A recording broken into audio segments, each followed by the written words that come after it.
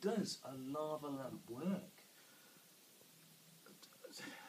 I'm pretty sure that is wax, so I don't know is the short answer. More importantly though, why did communism collapse in Eastern Europe? Now that is a great question, and it's really important whether it's a hypothetical 10-mark question on your German exam paper, obviously be the modern world section, section 3, turn to the right bit please, that you don't go back any further than solidarity. Solidarity, 79-80, that's often seen as sort of the earliest symptoms. Mm-hmm. So, in 1979, there are problems in Poland. I'm going to go one better than that. I'm going to say in 1979 there's problems in Polish industry. In fact, mainly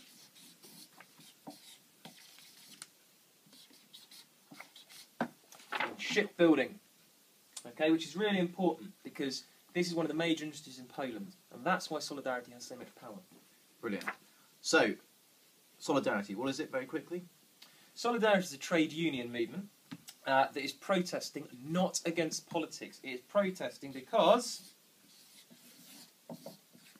there is not enough food. Okay, it's economic situation. That's a loaf of bread.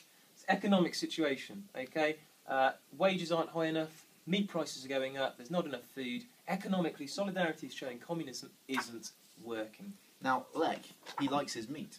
He's a big meat fan. He is. When the government increased the price of meat, he gets angry. The following month, he establishes Solidarity. Verwenser, that's how it's pronounced.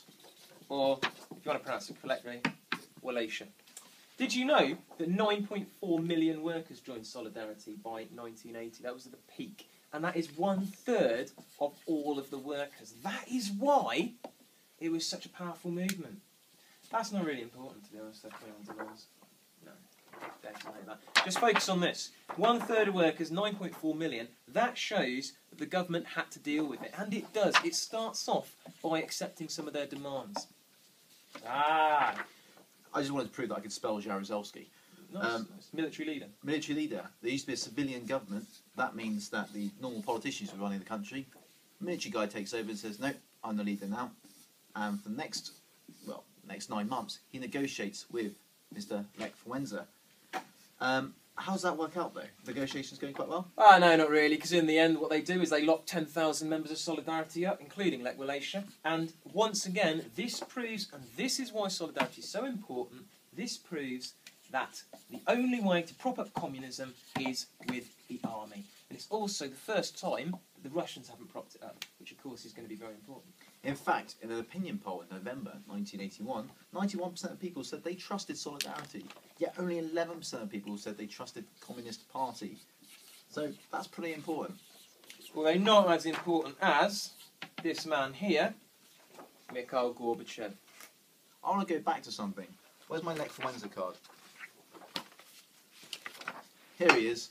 He is the first man to be elected as a Prime Minister in Eastern Europe, the first non-communist man to be elected Prime Minister in Eastern Europe. When he does so in 1989, that causes a chain reaction of events, which leads to the collapse of communism in Eastern Europe, some might say. Berlin Wall goes down in November 1989. Some people say it's a response to the first elections in Poland. But don't put that in your exam answer. Put about Mikhail Gorbachev, because he's more important. I disagree. Mikhail Gorbachev, several things he does, none of which I can spell. I've gone for the one I can spell. Glasnost, literally openness. This encourages free debate and freedom of speech. This enables people to talk about where communism is going wrong, but it is only introduced in Russia. So the Eastern European countries look on, going, oh, we'd like a bit of that, okay? But their leadership don't reform, and that's one of the problems. That's one of the reasons it collapses. Perestroika, anyone?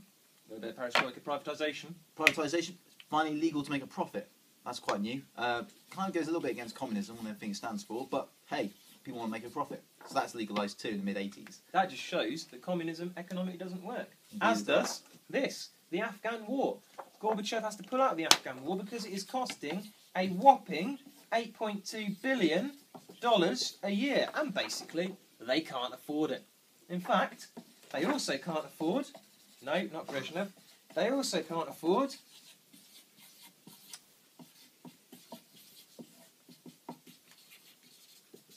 keep up with the arms race. The USA has 8,000 ICBMs, intercontinental ballistic missile, and Russia only has 700. This means that they're losing the war. This is just a race to show who can spend the most money on pointless nuclear weapons, because no one needs 800 ICBMs. In fact, no one needs 700 ICBMs. It's just a little bit of competition to say, I can build more ICBMs than you can.